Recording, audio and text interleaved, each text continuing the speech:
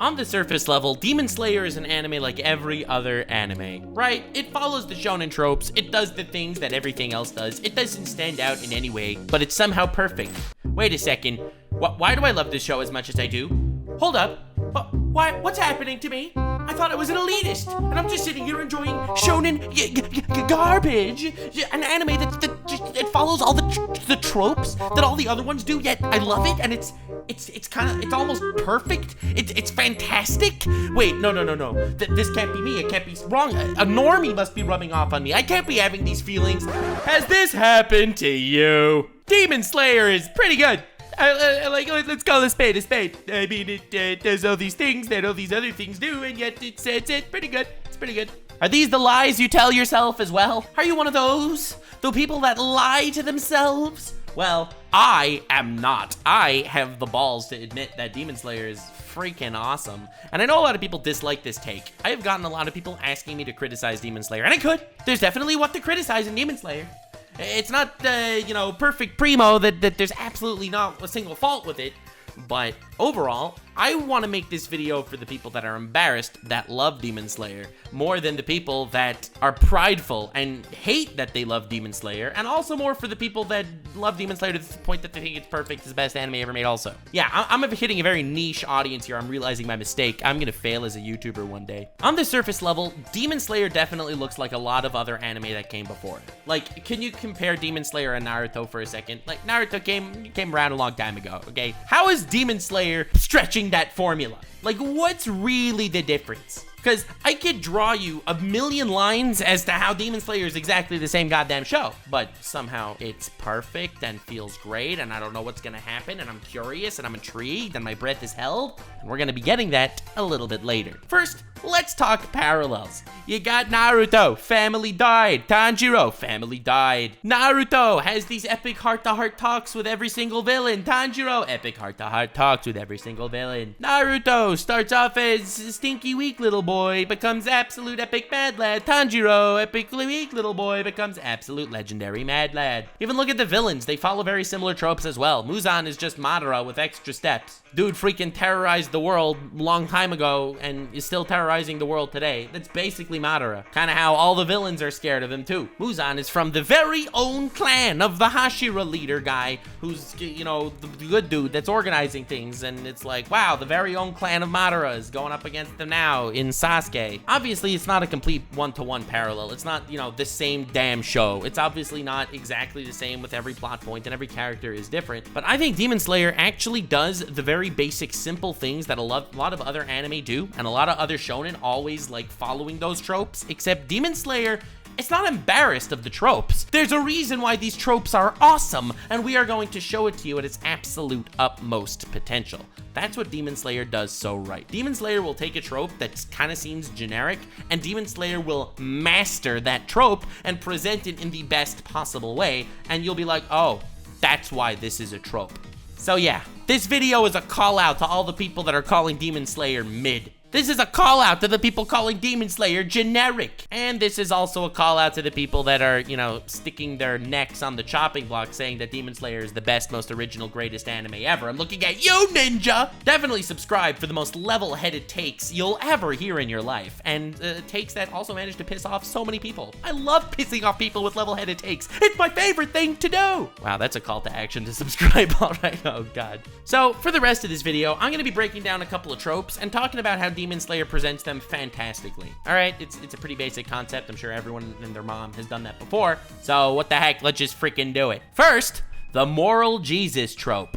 Normally speaking, I hate when the main character is this overly zealous moral Jesus, okay? I don't like the overly moral dudes. The people that are like, no, I could never possibly hurt this person. Hurting people is wrong. It'll make me one of them. Whenever I hear this shiz, it makes my blood boil. It is maybe my least favorite main character trope of all time. Now, there's a reason why it's a trope. There's a reason why it's great to have a main character that has the moral high ground that you can follow and respect and love and also learn from and want to emulate. Like, all that makes a lot of sense. That's all really wonderful, but I hate the fact that it happens to the point of stupidity. When they're making stupid decisions for the sake of the moral high ground, it makes me want to gargle my own testicles. Like, every time I think of how in Harry Potter, they freaking keep stupefying the Death Eaters instead of freaking killing them, and then the stupefied Death Eaters just get it back up in 20 minutes and murder some good guy. Like, that blood's on your hands, idiot, that doesn't want to use a forbidden curse. And this isn't like a Western thing. When I think of like the overly moral characters, I'm thinking of freaking Deku from My Hero Academia. Dude wants to be a hero so badly, he's not willing to freaking tie his enemy's shoelaces together so that the enemy will trip. He might hurt himself. And the way a lot of anime like getting around this situation is they never actually put the main character in a position where the main character actually has to kill someone. I'll have you know, that's a trope I really hate too. I mean, it's kind of a sub-trope of this greater trope. Like, you want the main character to be the moral Jesus. Moral Jesus can't just be going around killing everybody, so we're just gonna set it up in a way where the main character doesn't actually have to ever kill anyone. I'm looking at you, Naruto. I'm looking at you, Deku. These guys never had to kill a character because for whatever reason, someone else killed the character. The character surrendered. The character changed his mind. The character survived just barely. It always happens in a way that it doesn't make the main character look dumb, but also doesn't make the main character actually need to kill someone. Even when Naruto essentially did the job, he freaking threw his Rasen Shuriken shiz at Kakuzu. Kakuzu's lying on the floor, basically completely fried on, like, he's dead. Nope, he's still breathing, so Kakashi walks up to him and kills him. What? Why? Why? Why would you do that? Oh, because we don't want Naruto to actually kill somebody. Naruto fights the 6 bodies of Pain, but those bodies are technically dead, so when he blows them up, that's totally fine. And then when he goes to Pain, Pain kills himself. That's right. Naruto goes to Pain finally after that entire fight thing, goes to main Pain body, and main Pain body's like, yes, Taku no Jutsu is very effective. Time to kill myself, so you don't actually have to. Yeah, that happens. Tanjiro still manages to maintain the moral high ground type character without needing to freaking descend down the path of sadness and not kill people. He's fighting demons. It's technically not people, so you can always convince yourself that, you know, he's not doing something bad here. Like, they're demons. He's not murdering anybody. Right? Like, he didn't do that. But also, he was never in a position where he should have murdered somebody either. So, like, on that side, that's totally cool. It's not like the enemy's jumping through hoops. It's the basic plot of the story. These demons are eating people, and he's defending people by killing demons. That said, he's the only character in the Demon Corps that is feeling empathy for these demons, because all these demons had human lives before they became what they are. He manages to empathize with them. He has these crazy internal monologue conversation thingos with them right before murdering them.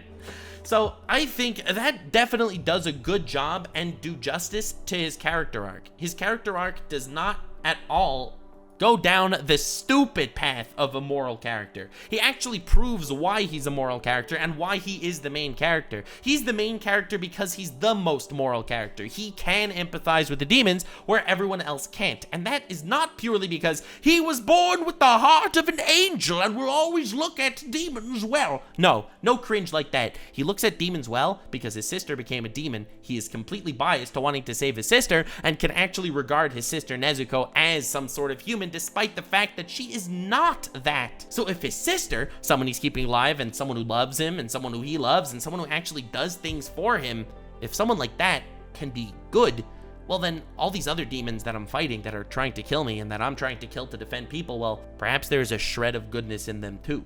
Perhaps that is why he can empathize with them where every other character cannot. He actually manages to write down this trope so well. He hammers down why he is a moral character, and it's not purely because angelic choirs show up and God descends and puts Jesus into his freaking underwear. No, none of that. The man is moral. Yes, he was always a good-hearted person, but he was especially moral and especially understanding and empathetic towards these demons because of the suffering he's been through in an exact way to explain why he would feel this way in this scenario. Now that is how you write a moral high ground character that you're not constantly cringing, why isn't he doing the right thing? Because he is. Now, very often you ask yourself, why is this the main character of the story? And then all of a sudden it's the most overpowered character in the story. He does all the stuff. He does the typical shonen thing. He goes from wimp to pimp. And of course, coincidentally, the one that's the most overpowered character is also the most moral one. Well, you know, it kind of makes sense for Tanjiro too, for the exact reasons I've mentioned above. I just really, really like the fact that he is a moral character, and more often than not, when I see those overly moral main characters, I am puking at the thought inside of them. That is the first major trope that is normally kinda cringe that Demon Slayer absolutely mastered. Like, it perfected this trope. And yes, it's a trope, and this trope's been done before, but they mastered it. They perfected it. The same can be said for so many other characters. Characters like Inosuke, you know, the Giga Chad fight me, I'm gonna be the strongest character. And characters like Zenitsu, you know, like the basic simp cowardly character that's secretly an epic mad lad badass character. I think the reason why they did such a good job with displaying all of these characters in such an incredibly high degree is because you take these three characters, you put them together, and you get a main character. You could definitely see a main character who has the moral high ground, that's also kind of a simp, that's also kind of a coward, but has to push himself, that's secretly a badass, that also wants to become the strongest. Yeah, that's Deku! What? You can take the main character trope and divide it into these three characters so that each one can grow in their own way, and you don't need to have this crazy hodgepodge of random emotions to make you relate to all of them. Instead, you could pick the different areas you relate to the different ones. Demon Slayer does a really great job to take that caricature of a main character, that trope, if you will, of a shonen main character, and divides it into three. The entire core cast of Demon Slayer, Inosuke, Tanjiro, and Zenitsu each possess a third of the trope traits of a shonen main character, but since they each have the time to respect and hone those traits alone, you manage to actually have all those traits done so simply and beautifully. And again, there's a reason why it's a trope, because it freaking works, and different people can relate to different parts of the trope. Overall, an incredibly effective method to tell the story that so many people have told before, but in a new light that actually sheds light on all the great aspects of all these different characters. The villain group trope is also done incredibly effectively. While I wouldn't say I like the demon group nearly as much as, you know, the Phantom Troop from Hunter x Hunter, the Akatsuki from Naruto, or the Warlords or whatever from One Piece, I do think it does a really good job trying to get across what it's getting across. You see, these characters aren't introduced as a group that is functioning on a single ideology or has a single game plan. It's working completely effectively to show you how freaking scary Muzan is. And with episode 1 of Demon Slayer season 3, a pretty effective job to show you how scary the top number 1 guy and the top number 2 guy are too. Since the group doesn't really operate as a group, and it shows how strong Muzan is to the point that he doesn't even know why he created these guys. Like, they don't even help him, bro. It just gives you more of an impression that this Muzan guy is freaking scary. So I think it's a really effective way to tell this story, and obviously if I go through every single trope in the show, this video will take forever. I'm just telling you how to look for this stuff, and you will see it. You will goddamn see it. The Hashira trope, the good guy group trope, that's also fantastic. They just do so well. Every single Hashira has such a distinct personality. A reason why they're abrasive on the one hand, you know, Rengoku, right? That dude's like honest to a fault. He sees Tanjiro and he's like, oh, the guy that I wanted to kill his sister. It's like, oh, okay, all right, cool, very nice, cool. Right? You got someone like Uzui who everything needs to be stunning and beautiful and pretty and nice, and it's like, okay, all right, cool. This guy's a total freaking nutcase. All right, nice, cool. Freaking big Buddha looking dude out there just crying his eyes out every time you see him, and it's like, all right, cool. Guy's a whack job. All right, whatever. All right. But then as you actually get to know every single one of them, you can not only empathize with them, but you love them. It gives each one a story separately, giving each one the time to shine in the arc where they are just completely regarded as an absolute legend. I will never forget Rengoku's fight. I will never forget Uzui's fight. They are given the correct amount of love and respect, and by the time their fight ends, you love and respect that character so much more. When a death happens, it is incredibly impactful because it's done in the most touching possible way, giving the utmost respect to the character that actually dies, whether friend or foe. These are all incredibly simple methods that's being used every single time, and yet somehow they're done so well and properly despite their simplicity that you just can't help but be in awe, love, and revere and respect all of these characters. None of these characters are given a half-assed attention. They all have simple storylines, I guess, simple personalities and simple ideologies, but they all work just so well because despite it being simple, it's actually fleshed out well. They're not overly complicated characters, but it's the fact that their simplicity is actually looked at from all angles that makes them so appreciated. Yes, Demon Slayer follows all the tropes of all the previous shows. Yes, Demon Slayer's characters are relatively simple by nature, yet somehow, despite all this simplicity, due to the love and respect that these characters actually get and the time required to build them up properly, not beating around the bush about some sort of difficult ideology, pretty much every character is exactly what you think they are from the start, except through their entire narrative and storyline, you get to see that same character trait through a sense of renewed sincerity. It doesn't throw a twist at you. It's not like Rengoku in the beginning. He's just this straight up front guy that says to Tanjiro, yeah, I want to kill your sister, ha ha ha ha. And Tanjiro's like, lamau, lamfao, that's hilarious. And no, it turns out he really didn't want to do that because he's secretly hiding his true nature of being afraid of his past. No, none of that. He literally is that upfront guy. But you can see it through a new light that, yes, when he says that, you know, I'll sacrifice myself for you, he'll sacrifice himself for you. And with Uzui, you have a very similar character arc done from a different perspective. He cares that things are stunning, that things are beautiful. He has 3 hot wives, and it's like, all right, that's what this dude's all about. He's a cringe lord. He's a cringe fest, and he gets way more pussy than I do. Anyway, then he actually has his fight, and you see him fight with this sense of beauty. There is a beauty in his fight where he's following the music and rhythm of the battle, where the beautiful and stunning thing to do is to put his life on the line for the sake of the people that he is entrusted to protect and for the sake of humanity. That is the beautiful thing to do. And when he does that, all of a sudden you're like, wow, this dude isn't negating his character arc. He's not negating the cringe tropes. He is embracing them. And despite them being simple, they are just looked at through a lens that you can stop and just appreciate them. And now, this is the part that I think everyone was expecting of the video. It's freaking beautiful. Demon Slayer is freaking beautiful. Again, the simple things, the tropes, they're all done so well. And what better trope is there in a shonen anime than a long-ass fight scene? I think that this is the trope of shonen anime from the days of Dragon Ball, from the days of yore. Long fight scenes, cool ones, backs and forths, all that stuff.